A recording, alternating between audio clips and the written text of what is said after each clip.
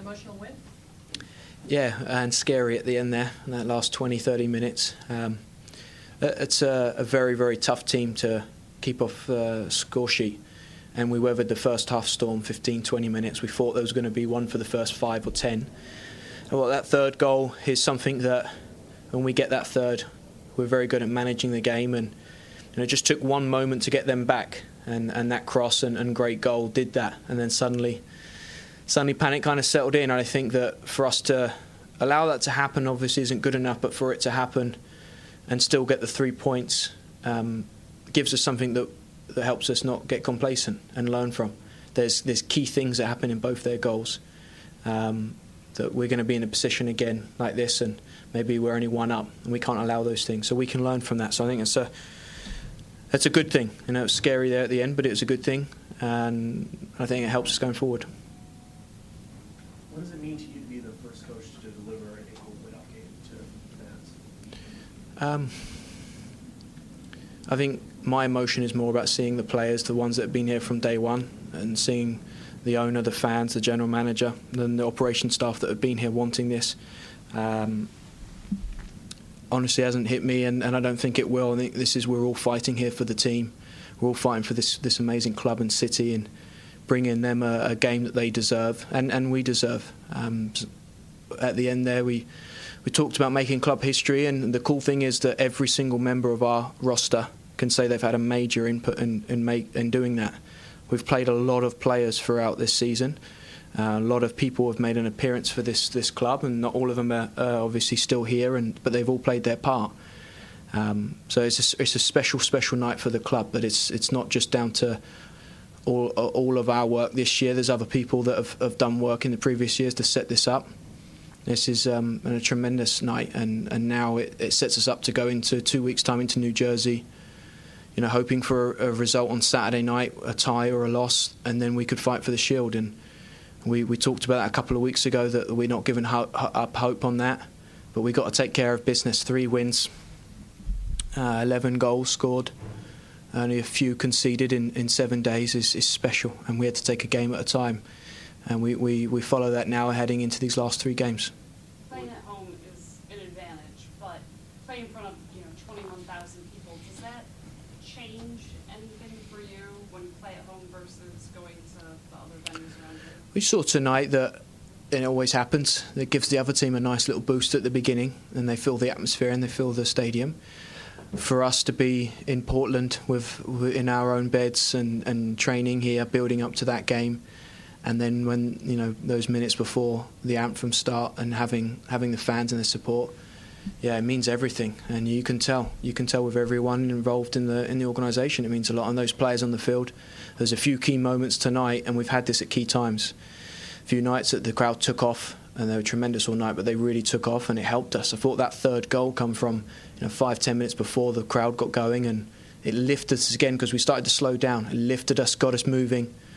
And we got an important third goal that shows right now that that's the difference. Did the team kind of need that maybe controversial bit of luck on that penalty call to really see off that pressure from Western New York to get themselves going? I think we had to get the ball behind them. We had to stretch them. Their formation is set up that if you stretch them, you're going to break them. We talked about at the beginning, if on the counter-attacks, the way that they attack, when you win it, you can fit a cruise ship through their back line, and we weren't taking advantage of it, and then we did. We did it twice with the 2 goals, and the importance of those goals at that time were big. It's something that we have done well. We have weathered storms. You're going to face that. This is a team that, I don't know if the fact, but they're averaging 20 shots a game most weeks. You're going to feel a storm. You're going to feel the heat, just like other teams do against us. We seem to score when we're on top, and we manage to keep other clubs out when they're on top.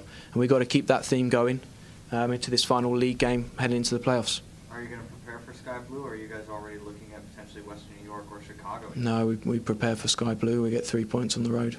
Coach, you alluded to the fact you kind of have to make Western New York's pursuit work against them and stretch them out a little bit. In the first 15 or 20 minutes, what was going through your mind as you rarely even got the ball over the center line? What was going through your mind, and did you change something, or did something just click with the players? No, I think that at halftime we did. We talked about it. we had to commit. You feel pressure. They were pressed with numbers. They're pressed with speed and power. And when that happens, if you fully commit to it, and I think we were nervous with that pressure. We were nervous, and there's times where we had to just move the ball and move it up the pitch because of the pressure, but we tried to play. And when we could play, we then played long. We just had to get that right, clean that up.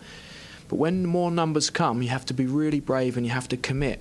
And once you find one person, you're out. And we did it a few times. In the second half, did it a lot more. We looked like we were half in, half out of wanting to try and play because of all this pressure coming. So you have to do two things. Stretch them, put it over the back four because that moves them, then should give you more space, and commit. We talked about it at half-time, all in playing, and we will stretch and we will find the gaps. And if we get stuck sitting in a little bit, that's fine, because when we win it, the counter-attack is wide open and we can grab it. So no, they figured out in the first half at half-time we wanted to give them the confidence to play. Nadia, 4 goals in 3 games, Saint 3 goals in 3 straight games. Earlier in the season, you're getting a lot of goals from midfield. Now you're getting a lot of goals from the forward line. What does that speak about the team and their perspective in the attack moving into the playoffs? It was a shame that we got 4 yellows on Nadia and Lindsay. We want them in the sky blue game, so we had to get Nadia off that. I thought she was having one of her best games tonight, and a build-up play, the ball was going in and coming back out sharp, and she was getting on shoulders. We could have found her a few more times, and she was feeling it. And when that's going on, you want her on the pitch. So to bring her out a bit earlier than we wanted. It was good. The goals are being shared around. I think it's nice to have. We've got a lot of quality players that can score goals. The team, the way we've set up the team, it's always in a position that multiple people are going to get into the box. The difference is I think we've got multiple people that can finish and score goals. So when the ball lands to them, they're not wasting them, they're taking them. So it's good. I think it's a good sign that multiple people getting in there and getting the opportunities. Coach, I'd like to ask about Emily Sana's performance. We talked about the pressure from Western New York, that they were really pouncing on her. How would you rate her performance, and how concerned are you with her confidence on the ball right now? Yeah, I think every game like this, she's improving for our level and the next level. I think you have to there's times she got caught there in the first half and the ball bounced back and one of the forwards got it on the goal line and kept the play alive. That can shake a lot of people, and the next time they get it, they just smash it. I think Sonnet continued to play with composure, continued to want to play. She's 22 years old, and I think that what we forget in her performances, and I was talking to someone about it last week, we forget that she's a rookie. And that might be a reason why people forget about her when it's time to talk about Rookie of the Year. We think she's 26, 28 because she often plays like that.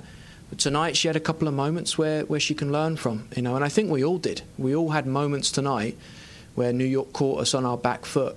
And they're a very dangerous team that plays with passion and plays with speed. And I think this was a really good game. So important to get 3 points here, but such a good game to learn from. It's because when we get into that final league game, Sky Blues' last home game, they're going to be all over us in the playoff semi-final. It's going to be the same. Good lessons tonight. Last one. All good. Thanks, Coach. Club history, baby.